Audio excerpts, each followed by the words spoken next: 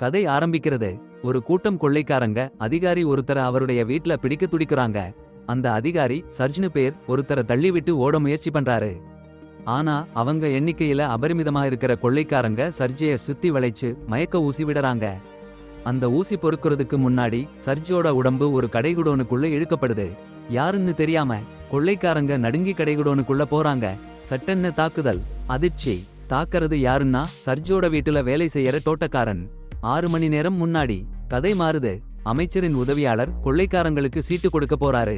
எல்லாம் சரியா போகுது. சட்டென்ன விபத்து. டாக்டர் கூட்டம் வந்து சிகிச்சை பண்றாங்க. ஹாஸ்பிடல்ல அனுப்புறாங்க.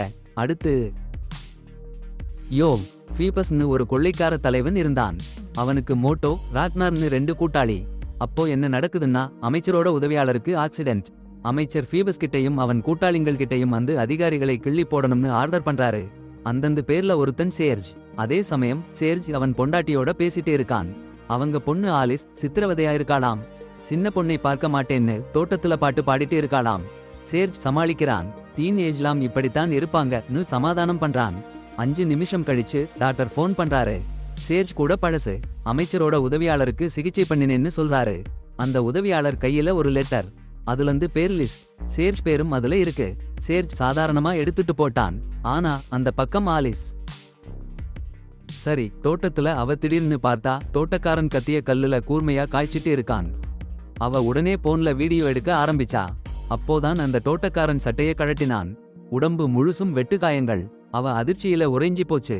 அடுத்த நொடி அந்த தோட்டக்காரன் அவ முன்னாடி நின்னுட்டான். ஆமா, லியோன்னு பெயர். 6 மாசமா சர்ஜ் குடும்பத்துக்கு வேலை பண்றான்.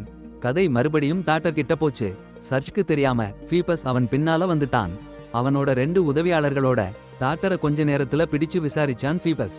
யாருக்கெல்லாம் லிஸ்ட் கொடுத்தேன்னு கேட்டான். டாக்டர் பயந்து போய் சர்ஜ்க்கு மட்டும் சொன்னேன்னு சொல்லிட்டான். அத கேட்ட ஃபீபஸ் ரேக்னாரும் மோடோவும் டாக்டரை கொல்ல சொல்லிட்டான். போறதுக்கு முன்னாடி உடனே சர்ஜ் வீட்டுக்கு போக சேனை அனுப்புன்னு ஃபீபஸ் சொன்னான். சும்மா சில நிமிஷத்துல கொடூரமான கும்பல் வந்துடுச்சு. ஃபெபஸ் தலைமையில் சர்ஜ் வீட்டை சுற்றி வளைச்சாங்க. ஒரு காட்டு பகுதியில இருந்த வீடுன்னா சுலபமா சூழ்ந்து விடலாம்னு நினைச்சாங்க. அப்புறம் என்ன நடந்ததுன்னா சர்ஜ் மனைவி ஒரு நொடியில மயக்க ஊசி வாங்கிட்டாங்க. அது மட்டுமில்ல, கொள்ளையர்கள் உள்ளே நுழைஞ்சு அலிஸ் என்பவருக்கும் உடனே ஊசி விட்டாங்க. சர்ஜ் குளியலறையில இருந்தாரு. அவரு பெண் குழந்தை கத்தர சத்தம் கேட்டு உடம்புல ஒரு கோட் போட்டுக்கிட்டு ஓடி வந்தாரு. ஒரு கொள்ளையக்காரனை அடிச்சு தள்ளினாரு. ஆனா அவரையும் அடக்கிவிட்டாங்க. கைது பண்ண போற சமயத்துல லியோ என்னும் தோட்டக்காரர் வந்து சர்ஜை காப்பாத்திட்டாரு. பல கொள்ளையர்கள் வீட்டுக்குள்ள நுழைய முயற்சி பண்ணாங்க. ஆனா நிழல்கள்ல இருந்து லியோ வெளியே வந்து அவர்களை வெட்டி போட்டாரு. அதே சமயம் சர்ஜ் மனைவி அவர்களுடைய குழந்தையை மறைச்சு வச்சு அலமாரி பின்னாடி ஒளிஞ்சு கிடந்தாங்க. சரியா ஒளிஞ்சு கிடக்கல, பிடிச்சுக்கிட்டாங்க. போராட முயற்சி பண்ணாங்க. ஆனா ஒரு கொள்ளையக்காரன் பின்னால வந்து பின்னாலிருந்து மயக்க ஊசி. டூம். அப்படியே நித்திரை. சட்டென்று வீட்டுக்குள்ள இருந்த காட்டுமிராண்டிகள் ஃபீபஸ் கிட்ட சத்தம் போட்டாங்க. சார், முக்கியமான நபரை இல்லையோ தோட்டக்காரன் கொண்டு போயிட்டான். அது மட்டும் இல்ல, அவனை எதிர்க்க போன எல்லாருமே கிடக்குறாங்க சாவுல. ஃபீபஸ் கொதிச்சு போய் நில்லுங்க, நான் ராக்னார் மோட்டோவரேன்னு கத்திட்டாரு. அப்புறம் கதை சர்ஜ் கிட்ட போகுது. பூமிக்கு கீழே ஒரு அறை. லியோ அங்க இருக்கான். சர்ஜ்க்கு உடனே ஒரு ஊசி. பூம். அட்ரெனலின். சர்ஜ் கண் தெரியுது. அவனுக்கு பயம். என் மனைவி பிள்ளைகள் சாகடிச்சுட்டாங்களா? லியோ சமாதானப்படுத்துறான். அமைதியா இருங்க. மயக்க ஊசி மட்டும்தான் போட்டிருப்பாங்க. வேற இடத்துல கொல்ல போறாங்கன்னு தோணுது. சர்ஜ் போலீஸ் கிட்ட ஃபோன் பண்ண முயற்சி பண்றான். ஆனா இணையம் சேதமாச்சு. புருஷானுங்க சுத்தமா கட்டி போட்டாங்க. ஃபீபாஸ் அவன் 2 கூட்டாளிகளும் வீட்டுக்குள்ள வந்த உடனேயே தேடுற வேலையில இறங்கிட்டாங்க. அதுக்குள்ளேயே பூமிக்கு கீழே இருக்கிற அந்த ரூம்ல சர்ஜ் நினைச்சு பாருங்க.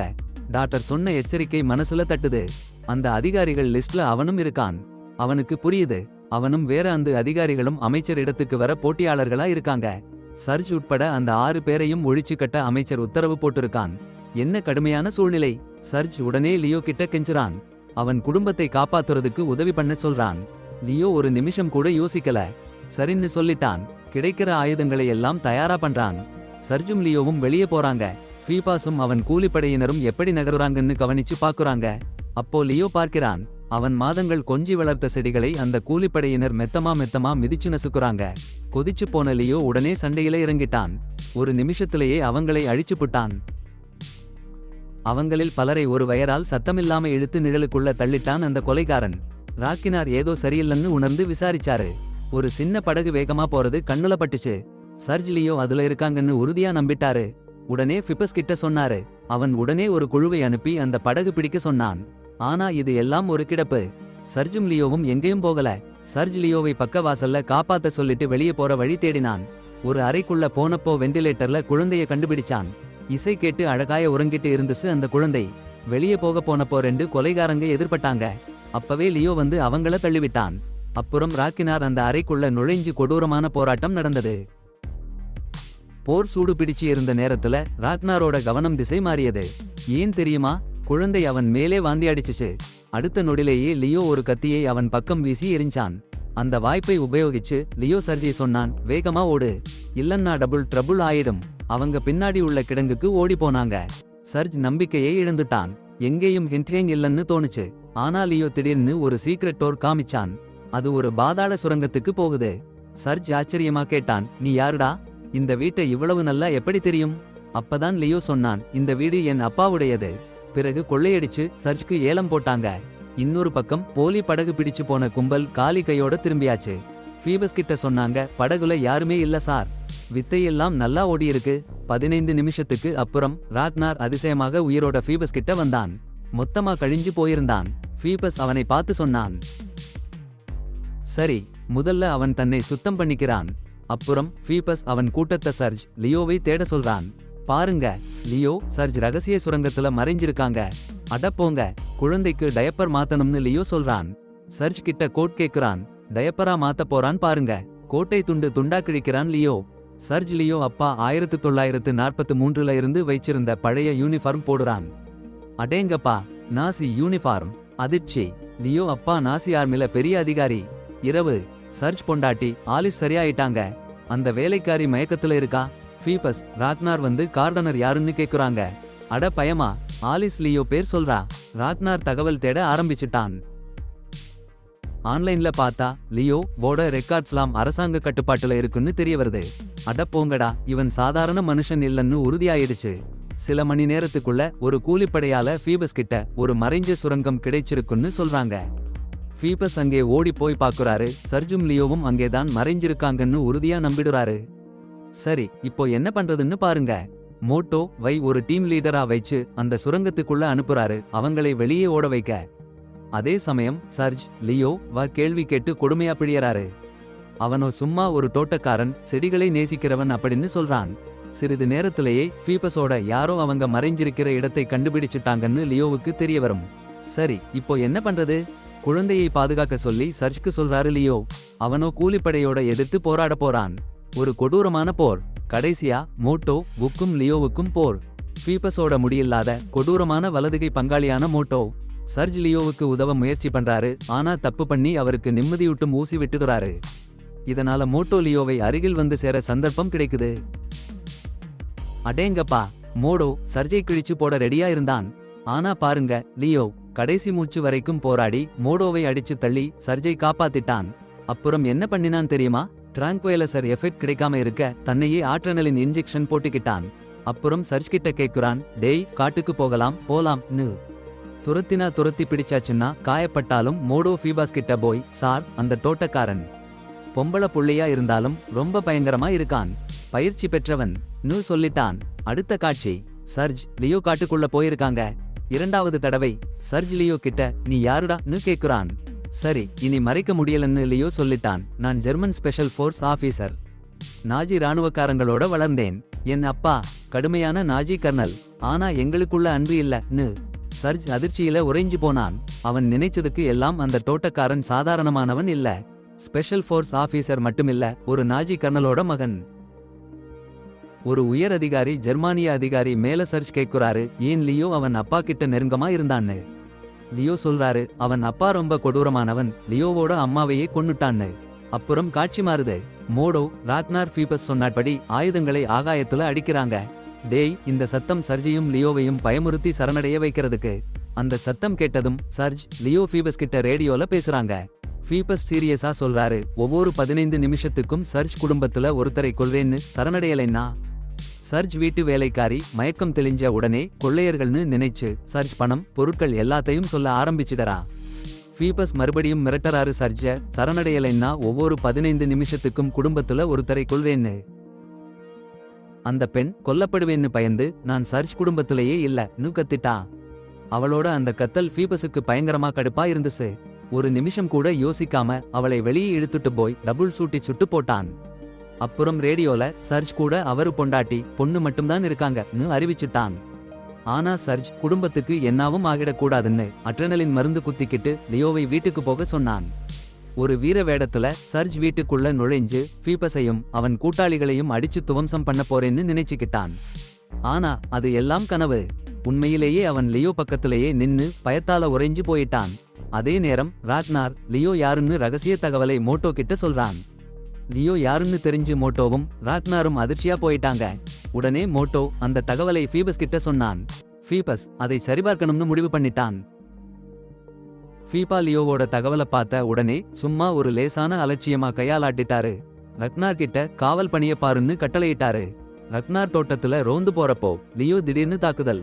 ஆனா பாருங்க, லியோ குழந்தைய பிடிச்சிட்டு இருக்காரு. சண்டையே சரியா போட முடியல. ரக்னார் ஆயுதத்தை நோக்கின உடனே சர்ஜ் பின்னால இருந்து வந்து ரக்னாரை தூக்கி வச்சிட்டாரு. இருவரையும் காப்பாத்திட்டாரு. ரக்னார் போனதும் சர்ஜ் லியோ ஃபீபா கிட்ட போறாங்க. அப்போ லியோ ஃபீபா கிட்ட கைக்குள்ள சண்டைக்கு சவால் விடுறாரு. உயிர் என்னுறது பந்தயம். ஃபீபா சிரிச்சுக்கிட்டே சவாலை ஏத்துக்குறாரு. ஆச்சரியமா இருக்கு இல்ல, இவங்க 2 பேருமே ஒரு சிறப்பு படையில சேர்ந்து இருந்தாங்கன்னு ஃபீபா சொல்றாரு. சண்டை ஆரம்பிக்கிறதுக்கு முன்னாடி லியோ அவங்க டீம்ல எல்லாருக்கும் பெரிய மரியாதை பார்த்தவங்கன்னும் தன்னை யாரும் பார்க்கலன்னும் ஃபீபா சொல்றாரு. சண்டையில லியோ முன்னேறி ஃபீபா கிட்டே வந்து நிற்கிறாரு. ஆனா அடுத்த நிமிஷம் லியோ ஜெயிச்சுட்டான். ஃபீபஸ் சட்டன்னு பூட்ல இருந்து சின்ன துப்பாக்கியை எடுத்து லியோ மேல நோக்கினான். அடேங்கப்பா, லியோ இதுதான் கடைசின்னு நினைச்சிட்டு சரணடைஞ்சிட்டான். அப்போ ஒரு துப்பாக்கு சத்தம். ஃபீபஸ் கீழே விழுந்தான். ஐயையோ, மோடோ தான் அடிச்சான். தன் லீடரை வேற புரட்டி போட்டுட்டான். சூப்பர், லியோ ஃபீபஸை ஒரு நொடியில அடக்கி கிழிச்சு போட்டுட்டான். போர் முடிஞ்சதும் லியோ மோடோ கிட்ட ஏன் புரட்டி போட்டன்னு கேட்டான். அப்போதான் சொன்னான் மோடோ லியோவை எப்பவும் மரியாதையா பார்த்திருக்கான்னு. லியோ தான் ஆர்மி டேஸ்ல அவனை ட்ரெயின் பண்ணினதுன்னு. அடடேய், மோடோ லியோவுக்கு கீழே வேலை பார்த்தவன். மிஷன்ல லியோ பல தடவை அவன் உயிரை காப்பாத்தி இருக்கான். சர்க்கஸ் அவங்க ஃபேமிலியை சேர்ந்து லியோவையும் கூட்டி சிட்டிக்கு போக சொன்னாங்க. ஆனா லியோ மறுத்தான். செடிகளை பராமரிக்கவும் போர் கழிஞ்ச கழிவுகளை அப்புறப்படுத்தவும் இங்கேயே இருப்பேன்னு சொன்னான். அட டேய், சர்க்கஸ் ஃபேமிலி. சேர்ஜ் லியோவை உயிரை காப்பாத்தினதற்கு நெஞ்சார நன்றி சொன்னாரு. வீட்டையே கொடுக்க ஆசைப்பட்டாரு பாருங்க. அப்புறம் அரை மணி நேரத்துல சேர்ஜ் குடும்பம் நகரத்துக்கு போறாங்க. லியோ தோட்டத்தை சீரா பண்ணிக்கிட்டு இருந்தாரு. அப்போ ஃபீபஸ் உடம்பே காணோம்னு தெரிஞ்சது. என்ன அர்த்தம்? ஃபீபஸ் உயிரோட இருக்காரு. சேர்ஜ் குடும்பத்தை பின்தொடர்றாரு. லியோ உடனே பைக் ஏறி காட்டுக்குள்ள ஷார்ட் கட்ல புறப்பட்டுட்டாரு. சேர்ஜ் குடும்பத்தை பின்தொடர்ற ஃபீபஸை பார்த்துட்டாரு. தெரிபிள் வேகப்பந்தயம் ஆரம்பிச்சிடுச்சு. ஃபீபஸ் சேர்ஜ் காரை நிறுத்திட ஏகப்பட்ட முயற்சி பண்ணாரு. ஆனா சேர்ஜ் சாமர்த்தியமா காரை திருப்பிட்டாரு. ஃபீபஸ் கையில துப்பாக்கி இருந்துச்சு. அதை பயன்படுத்தி காரை நோக்கி சுட்டு போட்டாரு. ஆனா சரியா அந்த நேரத்துல லியோ வந்து ஃபீபஸை பைக்ல இருந்து தள்ளிவிட்டாரு. லியோ பைக் சரிபார்க்க போனா காலியா இருக்கு. ஃபீபஸ் மாயமாக மறைஞ்சிட்டான். அப்படியே காணாம போயிட்டான். சட்டுன்னு ஒரு பக்கத்திலிருந்து ஃபீபஸ் தோன்றிட்டான். ஆயுதத்தை லியோ மேலே குத்தி காட்டினான். லியோ மூலையில் சிக்கி கிடக்கிறான். சர்ஜ் துணிச்சலா காரிலிருந்து இறங்கி ஃபீபஸுக்கு சவால் விடுத்தான். சண்டைக்கு அழைச்சான். ஃபீபஸ் கொஞ்ச நேரம் கவனம் சிதறினான். அந்த சந்தர்ப்பத்தை பயன்படுத்தி லியோ அடிச்சு போட்டுட்டான். ஃபீபஸை முடிச்சு போட்டான். சில நாள் கழிச்சு கொலைக்கார தாக்குதலை திட்டமிட்ட அமைச்சர் பிடிபட்டதா செய்தி வந்தது. சரி, இப்போ லியோ என்ன பண்றான் தெரியுமா? தோட்டத்துல செடிகளை வெட்டி சந்தோஷமா இருக்கான். ஆனா அவன் ரிலாக்ஸ் ஆக ஆரம்பிச்ச உடனே ஒரு துப்பாக்கி சத்தம். டபுள் திரை கருப்பா மாறிடுச்சு. கதை ஒரு பயங்கரமான கேள்விக்குறியோட முடிஞ்சிருச்சு. சாரி, கதைக்கான படிப்பு. உங்க தோட்டக்காரர் உங்க சமையலறை கத்திரிகளை விட அதிக காயங்களோட இருந்தா கேள்வி கேட்காதீங்க. செடிகளை வெட்ட விடுங்க. அவங்க செடிகளை மிதிக்காதீங்க. கோபமான தோட்டக்காரர்கள் மிகவும் பயங்கரமானவர்கள்.